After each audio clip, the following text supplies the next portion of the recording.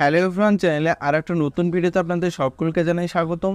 এই ভিডিওতে আমরা দেখাবো লক্ষ্মী ভাণ্ডার ফর্ম কিভাবে ফিল আপ করবেন এবং লক্ষ্মী ভাণ্ডার নতুন আবেদনের জন্য কি কি ডকুমেন্ট আপনাদের জমা করতে হবে। তো চলুন দেখে নেওয়া যাক। তো দেখতেই পাচ্ছেন আমি লক্ষ্মী ভাণ্ডার যে অফিসিয়াল যে ফর্মটা রয়েছে সেটা আমি এখানে ওপেন করে নিয়েছি এবং উপরে লেখা আছে Lakshmi Bhandar scheme application form. তো প্রথমে এখানে লেখা রয়েছে আবেদনকারীর আইডি। তো এটা আপনারা কি করবেন, এটা আপনাদের কিছু করতে হবে না, ডাইরেক্ট এখানে দুয়ারে সরকার থেকে আপনাদের এখানে আইডি নাম্বারটা লিখে দেবে এবং এই যে অপশন রয়েছে এখানে একটা পাসপোর্ট সাইজের ছবি দেওয়ার জন্য একটা অপশন রয়েছে, এখানে আপনাদের পাসপোর্ট সাইজের একটি ছবি এখানে লাগিয়ে দেবেন। তারপরে অপশন রয়েছে দুয়ারে সরকার রেজিস্ট্রেশন নাম্বার। এই যে ঘরটা রয়েছে এখানে শুধুমাত্র দুয়ারে যদি আপনি জমা করেন সেই ক্ষেত্রে ওখান থেকে আপনাদের একটা রেজিস্ট্রেশন নাম্বার দেওয়া হয় এবং সেই নাম্বারটা এখানে লিখতে হয়। যদি আপনাদের কাছে থাকে তো দেবেন, যদি না থাকে এটা দেওয়ার দরকার নেই। আর যদি আপনি ডাইরেক্ট এটা বিডিও অফিসে জমা করেন সেক্ষেত্রে এটা দিতে হবে না। তারপরে রয়েছে স্বাস্থ্যসাথী কার্ড নম্বর।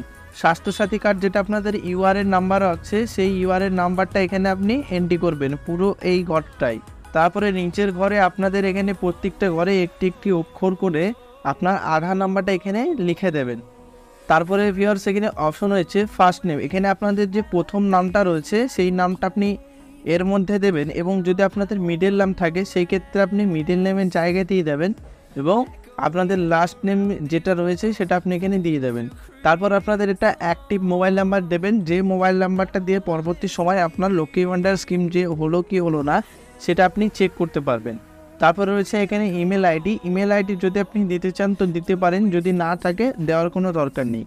তার নিচে রয়েছে এখানে 1/1/2021 অনুসারে আপনাদের 25 বছর হয়েছে কিনা আপনাদের এজটা এখানে দিতে হবে। মনে রাখবেন এখানে 1/1/2021 এর ফরম্যাট অনুযায়ী আপনাদের 25 বছর এজ হতে হবে। তারপরে অপশন রয়েছে এখানে যে ফাদার্স নেম। ফাদার্স নেমের জায়গায় এখানে ফার্স্ট নেম আপনাদের বাবার প্রথম নামটা দেবেন এবং মিডল নেম দেবেন এবং লাস্ট নেমটা দেবেন। তারপর রয়েছে মায়ের নাম। মায়ের নামের ফার্স্ট নেমটা দেবেন এবং দেওয়ার পর আপনি এখানে মিডল নেম দেবেন, লাস্ট নেম দেবেন। মিডল নেম যদি থাকে তাহলে দেবেন, যদি না থাকে দেওয়ার দরকার নেই। তারপরে ঘর রয়েছে পাউস নেম। তো পাউস নেম যদি আপনার এখানে বিবাহিত হয়ে থাকেন সেক্ষেত্রে আপনি এখানে স্বামীর নাম দিতে পারেন, যদি অবিবাহিত হয়ে থাকেন সেক্ষেত্রে এখানে আপনার বাবার নামটা এখানে দিয়ে দেবেন। তারপরে রয়েছে কাস্ট। কাস্ট যদি আপনাদের এসসি এসটি থাকে সেক্ষেত্রে আপনি এসসি এসটি লিখবেন, যদি আপনাদের ওবিসি বা জেনারেল হন সেই ক্ষেত্রে আপনি কি করবেন, আদার্সে ক্লিক করবেন।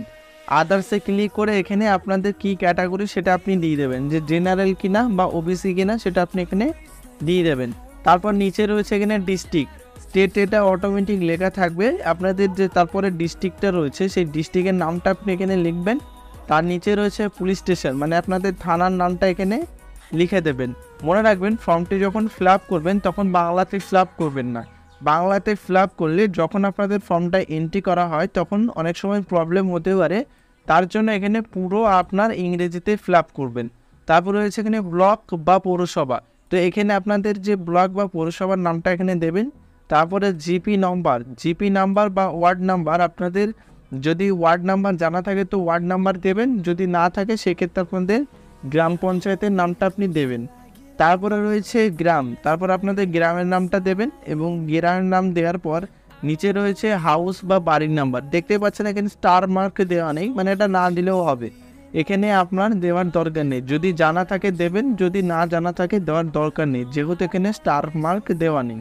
তারপরে রয়েছে পোস্ট অফিস। আপনাদের যে পোস্ট অফিসের নামটা এখানে লিখবেন, তারপরে পিনকোড নাম্বারটা এখানে লিখে দেবেন। তারপরে রয়েছে ব্যাংক ডিটেলস। অনেকেই এই জায়গাটা ভুল করে ফেলে, ব্যাংকের যে নামটা রয়েছে সেই আপনাদের অনেকেই যদি পাঞ্জাব পিএনবি ব্যাংকের থাকে পিএনবি দেন বা এসবিআই দেন, এটা দেওয়া যাবে না, পুরো ব্যাংকের নামটা আপনাকে এখানে লিখতে হবে। তারপরে রয়েছে এখানে শাখার নাম। আপনাদের যে শাখার নাম যেটা রয়েছে সেটা আপনি এখানে লিখে দেবেন এবং তারপরে রয়েছে ব্যাংক অ্যাকাউন্ট নাম্বার।